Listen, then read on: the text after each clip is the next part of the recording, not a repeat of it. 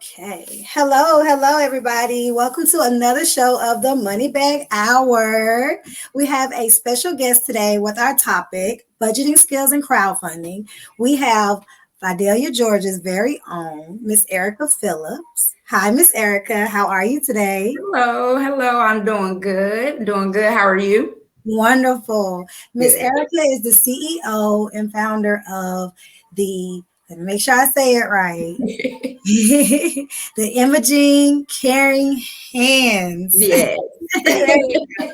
I love it. I just love it. I love it. So what inspired you to open up this community center for the elderly? For one, I mean, that's a big thing, what inspired you to do this, and what drove you to this passion?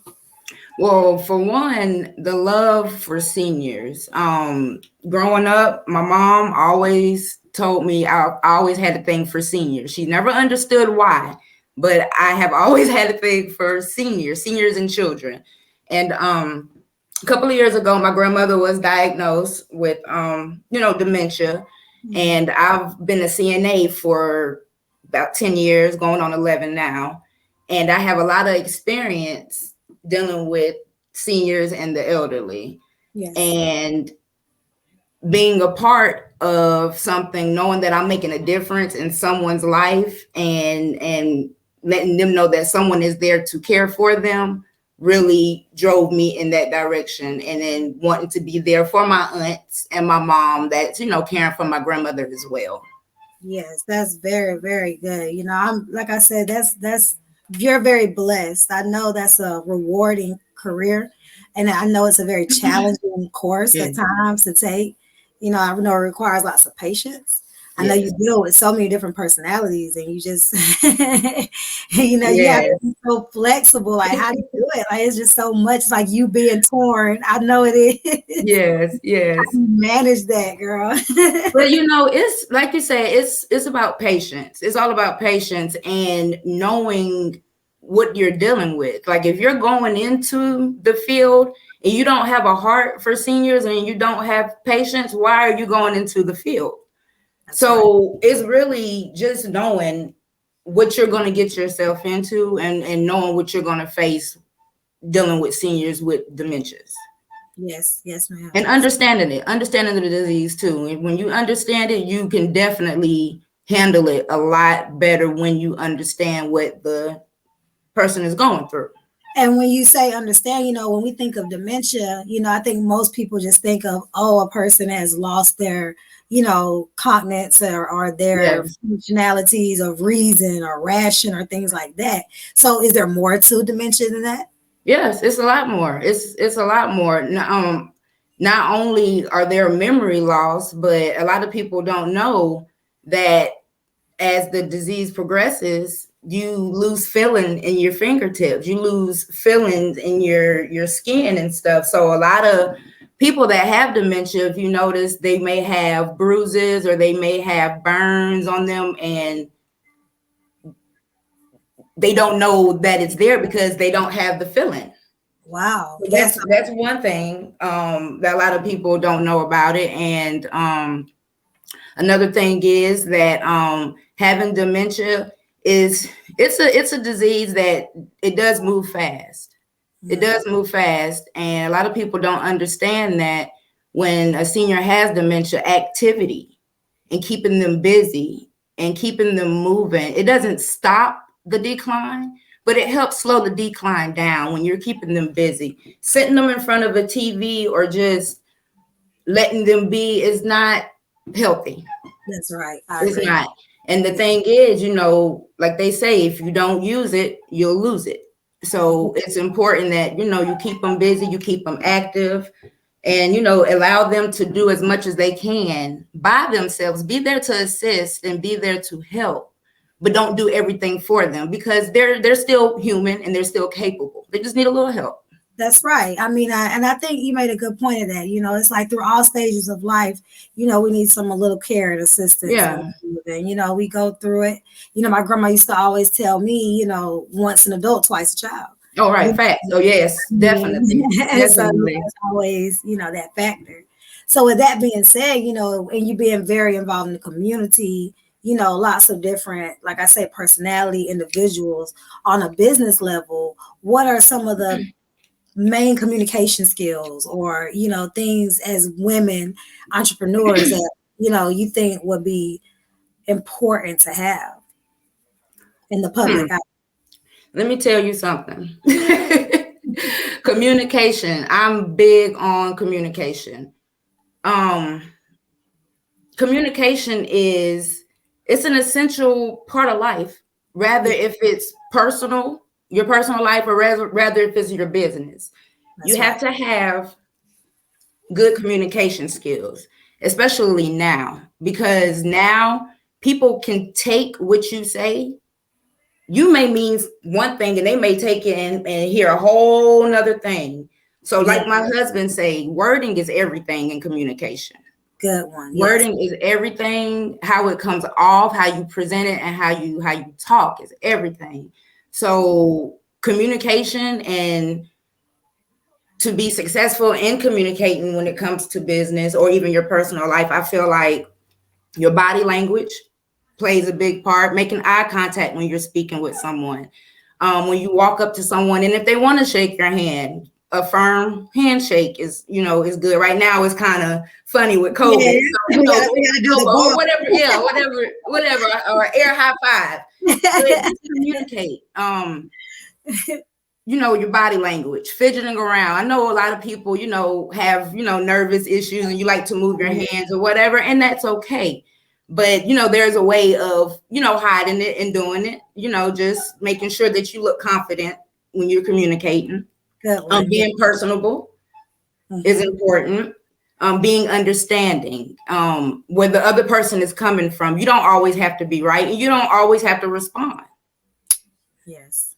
So being respectful, having an open mind, knowing that everybody has their opinions. And the biggest thing for me is just listening. And if you don't understand, ask questions. Because if you don't know, you don't know. So asking questions will definitely clear that up. That's right. And those things you basically, focused on were very good, and they were essential parts of life as well. Right. Like you say, we have to be attentive. We have to pay attention. We have to listen. We have to be understanding, and body language is important. Yes. And overall appearance is important. And all of these things are things that we could use in our daily lives, to help on our daily personal goals as well. Right. I believe that being a businesswoman is not just, in using those skills in one setting.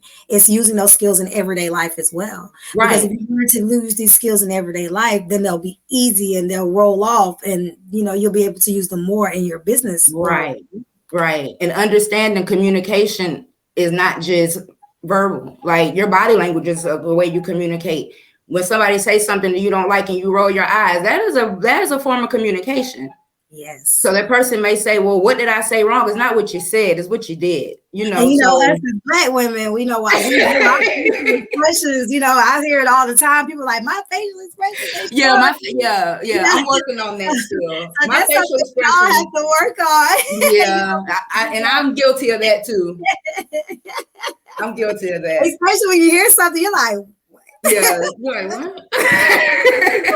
Like, what is this? Like, right, looking around to see if anybody else heard it. Like, well, I'm the only one that heard that. Come on, man. That's true. So that's something that if we can learn to control, though, that's a good aspect. That's a valuable skill. Yeah. Like you say, that's a form of communication as well. That's a non-verbal form of communication. Right. Exactly. Absolutely, absolutely. So I know that you are very successful with community enactment and engagement, and you have tons of experience. You're nowhere near internet shy. I have seen your page. I follow you. I love your presence. Like, I love it. I'm like, oh, that's so awesome.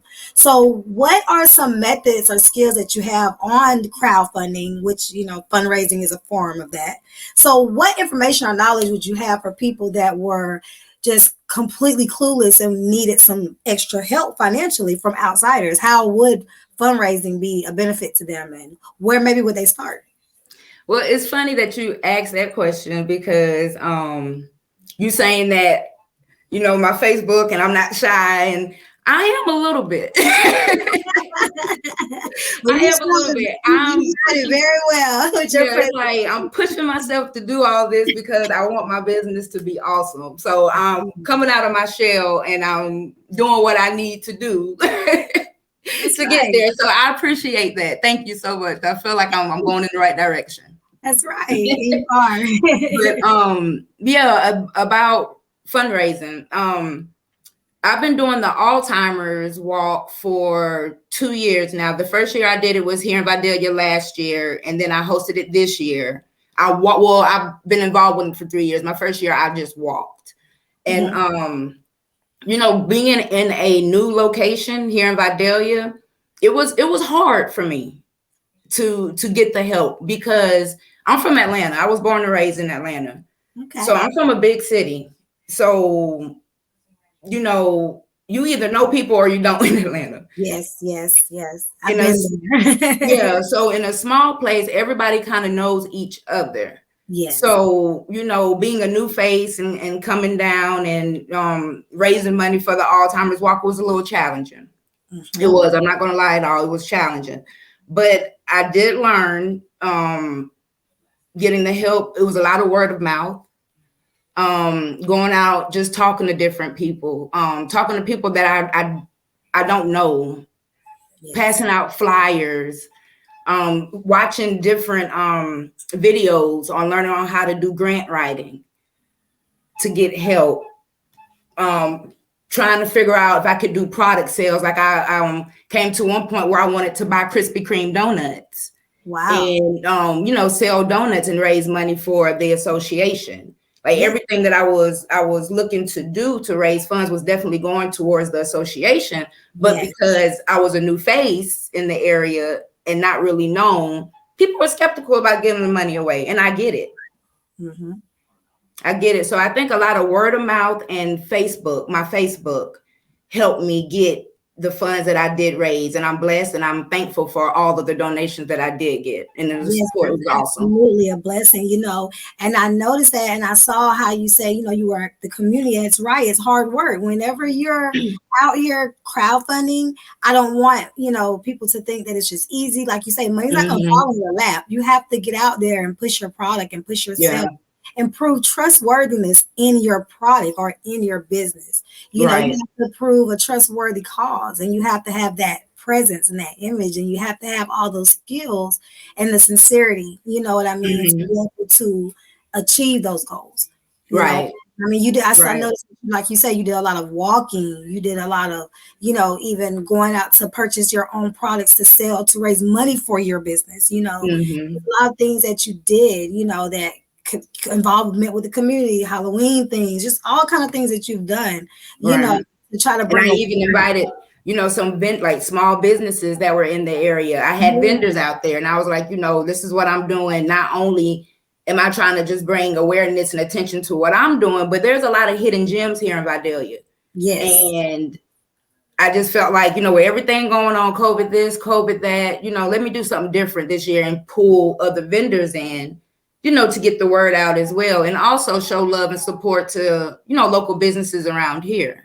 And I actually watched the clips and parts of your walk, and I noticed that you had the vendors, and I said, that is really cool. And I love the fact that you had the kids out, you had the adults out, you had everybody pumped and hype and ready to walk, for a great cause. And I loved it, and I said, that's a good thing, that's good. There's no other way to put it, but that's a good cause.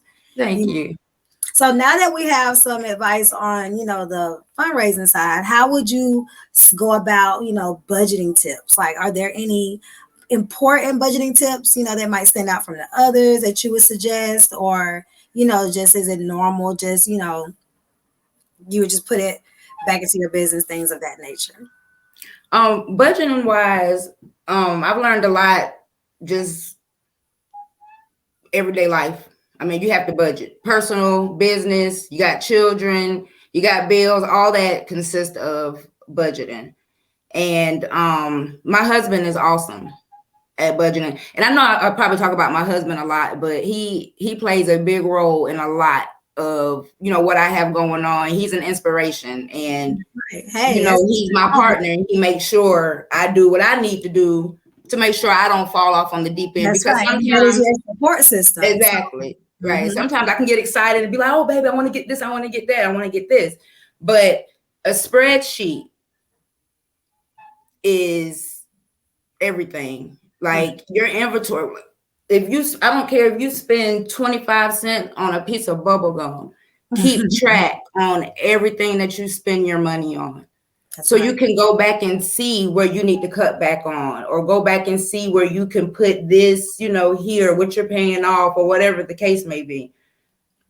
If you have to go down on buying cheaper products for your business starting out, eventually once you get to a certain point, you can move up with the Joneses and do what you need to do. But right now, starting out, make it make sense. And, fine, because I do a service. So, I will have stuff like briefs in my center. I will have, cleaning supplies and stuff like that of that nature. So it's not necessarily mean that I have to go out and buy the best brand, but I'm going to make sure I buy a brand that makes sense for my budget. That's and right. Make sure that my participant is going to be taken care of too. So that's important.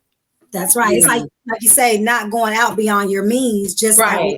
Everyday living life. Like you say, it's essential. And I think that the spreadsheet idea is a very good one. We should keep inventory, and you should, even if it's just minimal, because I know I'm guilty of that. If it's a minimal expense, I'll be like, oh, I'm not worried about that. It's just a minor expense. Oh, whatever. However, I can put it back. Yeah. When you go back to your finances, or when you're trying to do something else, you're like, wait a minute, hold on, something's not adding up, and it goes all the way back, like you said, right. to that small purchases that you made, or those small investments that you made that you did not document. So right. I think that the spreadsheet idea is very important, and documenting any and everything, coming in and going out as well right. is also very important. Receipts, keeping all your receipts, and just and you know what? Saying no. It's okay to be stingy. Yes. It's okay to say no. If you don't have it, you don't have it. And right now, it's hard times. Everybody's going through what they're going through. But also remember, you have to take care of yourself too. That's right. So giving. Right. You have to set boundaries. You have to know when to cut.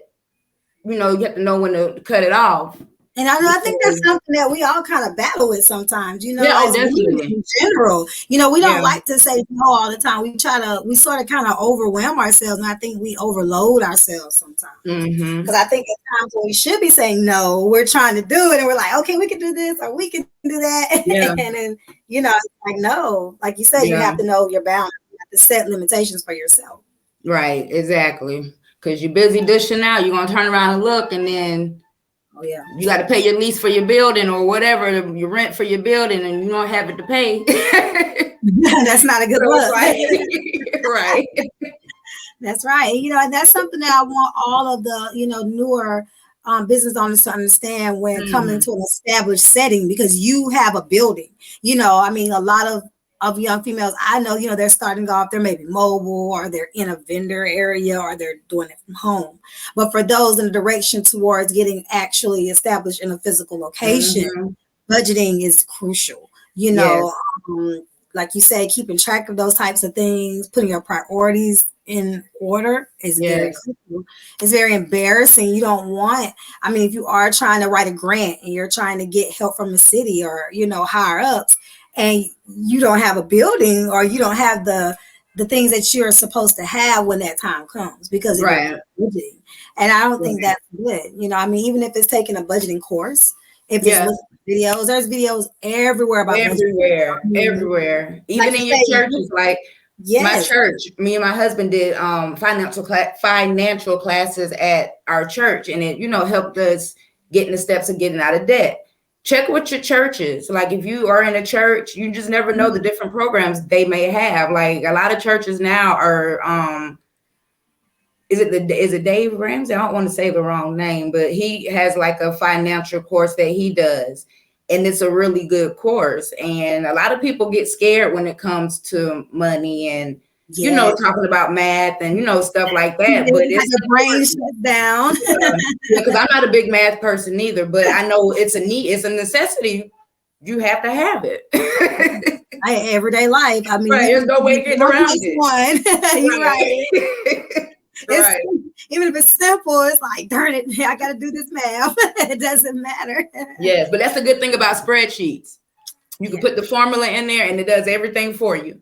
Oh, wow. See, just put the information in there and it calculates everything for you. So them spreadsheets, they work.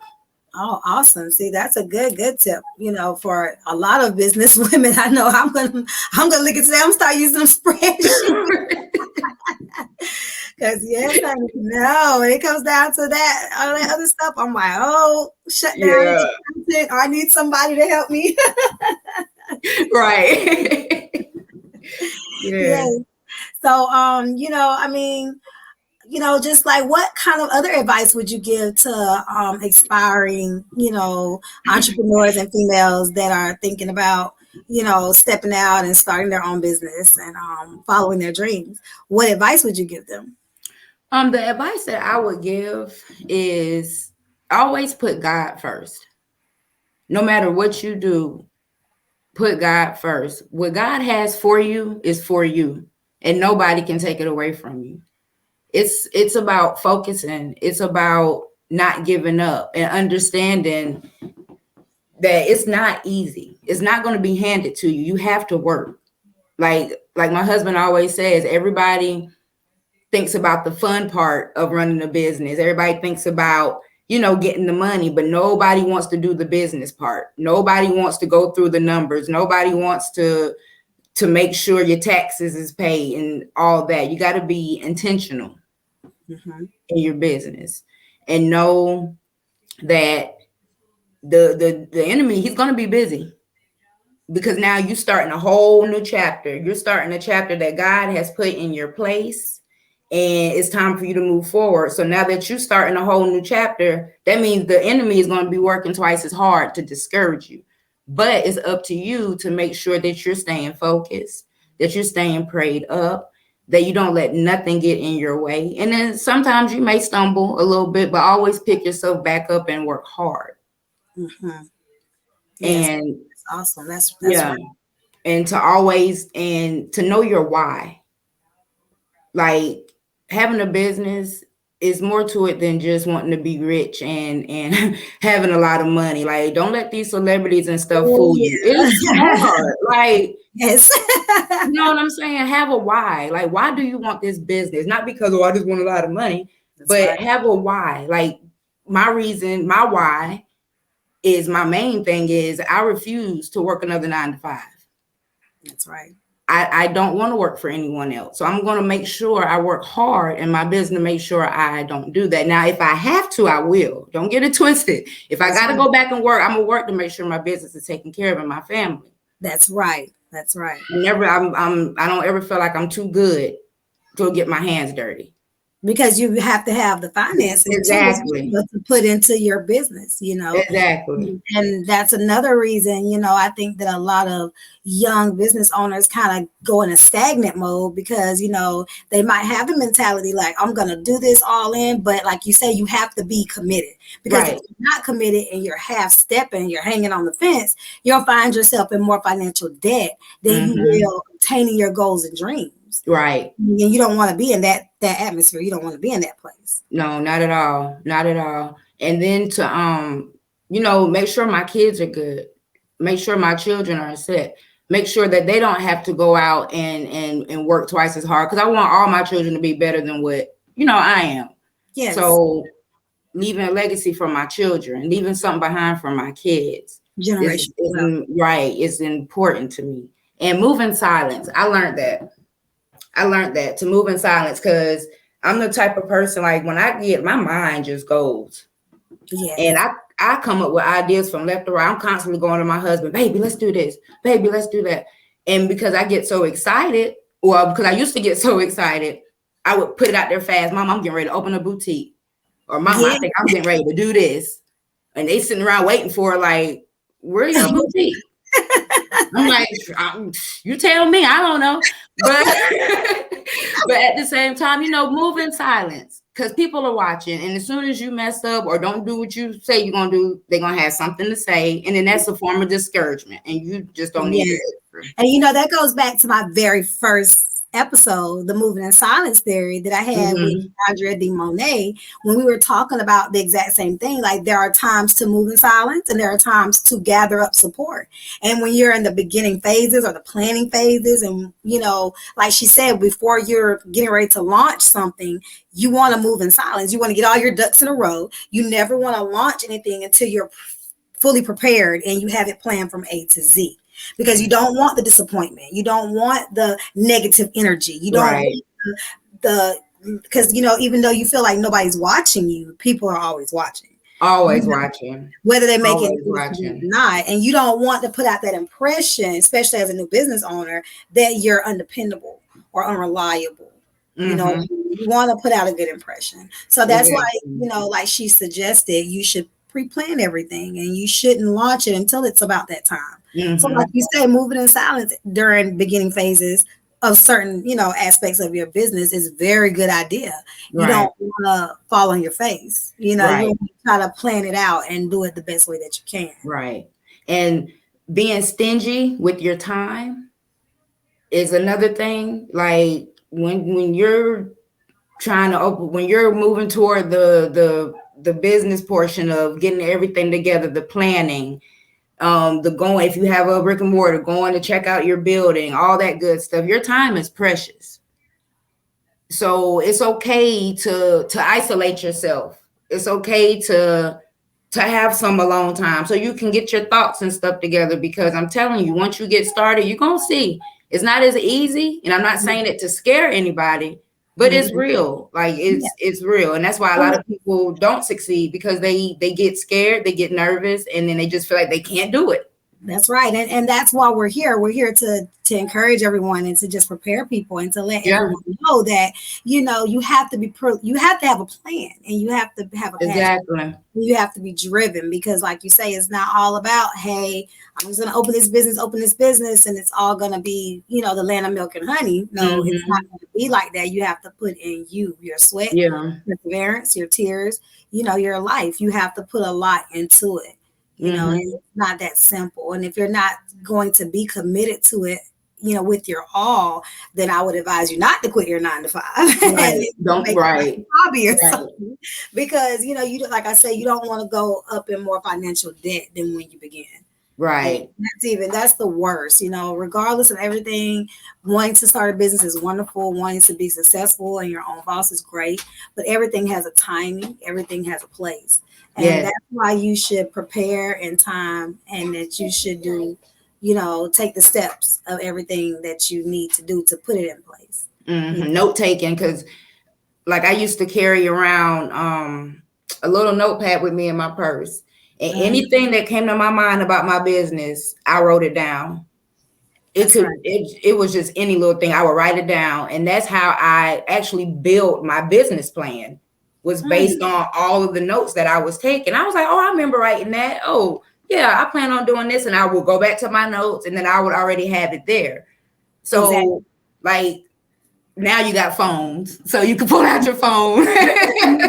You know, especially on the business plan thing, because, you know, when I first started my phlebotomy business, you know, my father, he's a very knowledgeable businessman, you know, and he was telling me, he was like, well, Teresa, do you have a business plan? You know, and I'm like, what? He's like, do you have a business plan? Yeah, I have a business plan. I can tell you this. He's like, no, do you have a business plan in writing? Like, do you have something tangible for others to see what your goal is, what you're tending to see, you know, what's the whole plan from A to Z. And, you know, that made me sit down and be like, well, darn, maybe I wasn't as planned out as thoroughly as I was, you know, I mean, you know, and so I began to look into it. How do I make a business portfolio? How do I make an online business portfolio? Or how do I make a tangible business portfolio? You know, like, what are things or steps that I need to do? And there are so many resources out here, you know, like we were talking about before. You can reach out to your church.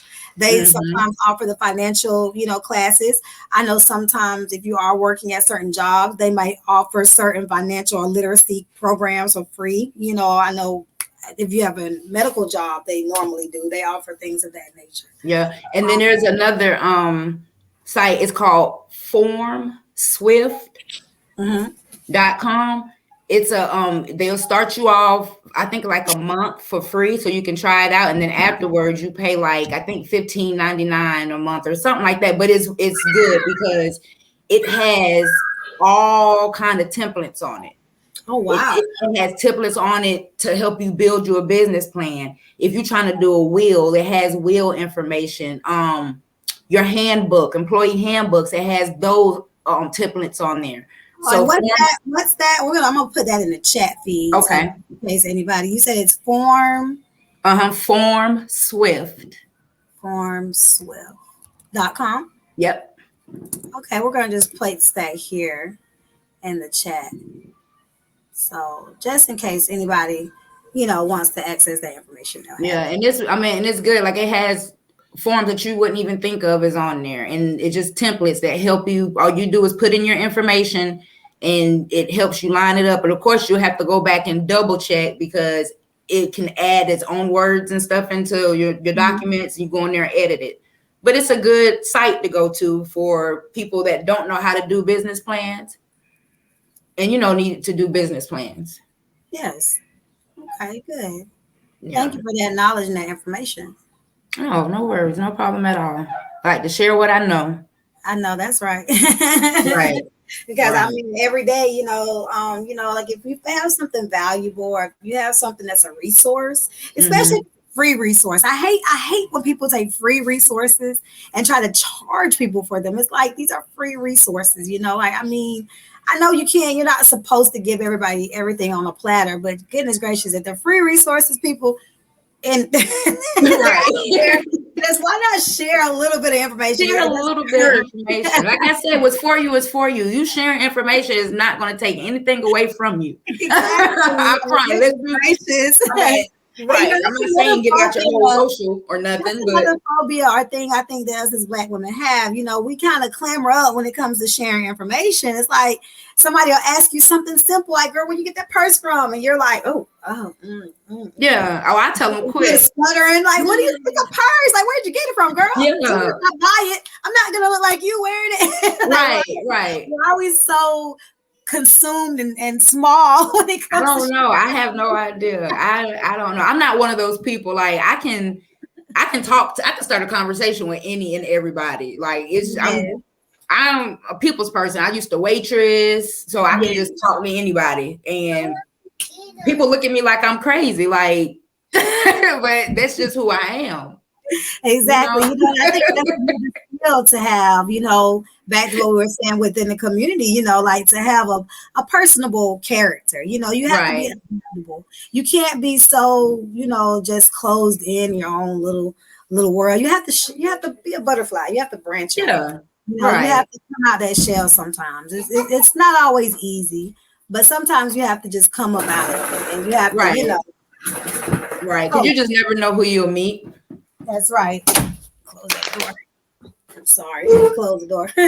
But you never know who you're gonna meet, and you never know who's gonna be there and who can help your business. And you want to make a good impression, and you want to, you want to be open to receiving information. Right. And I'm just like, yeah, man, share resources. Like, that's something that I do all the time. I share resources left and right. When someone comes to me, they ask, "Oh, how did you do this?" Or, "Oh, who did you use to make?" "Girl, I did this myself. I went to this website and I typed in this, or I did this." Right. Because Google's everything. Sharing is caring, man. We have to be together in order to be successful. Exactly. You do better together, and people just do not understand that. You do so much better together. Just, I don't know. I mean, everybody is different, but hopefully more people will start to see and understand that, Yes. There are times to move in silence, and there are times to definitely gather up and rally up support. And when you're dealing with crowdfunding and and fundraisers, rallying up the town is the best way to do it. Right. Exactly. You don't want to move in silence during that, Right. So, just kind of touching back to that for our last few minutes of the show. What pre-planning tips would you have? Like, should you advertise or try to plan things a week ahead? One of my previous guests said that they usually launch things maybe a few days ahead of time, So when you're dealing with fundraisers, how often ahead of time would you try to raise awareness. Girl, I'm different. So I advertise months in advance. Like I'm telling you, like even when I'm planning a party, girl, I'm sending like my birthday is in June. I can be planning this month and be like, look, I don't need no excuses. I done told y'all a whole year in advance. So I need you to make sure that this day is clear. But no, I guess it really just depends on what the event may be. Some events take months out in advance, to get the crowd in and, to get the people involved. And some events maybe take 2 or 3 days. Like I said, I'm a big communicator and I'm a big planner. So I usually plan about 3 to 4 months out in advance to doing stuff, because you never know what's going to flop. You never know, things happen. So it's just always good to be prepared, and being prepared for me is planning in advance, like way out, 3 to 4 months out. So you just have to know whenever to pre-plan in advance, or whenever to just do, like you say, just know the situation, know the event. Because certain events, like you say, okay, they may be okay to short term it, but then you have other things where you may want to, get it on out there, and you need time to prepare.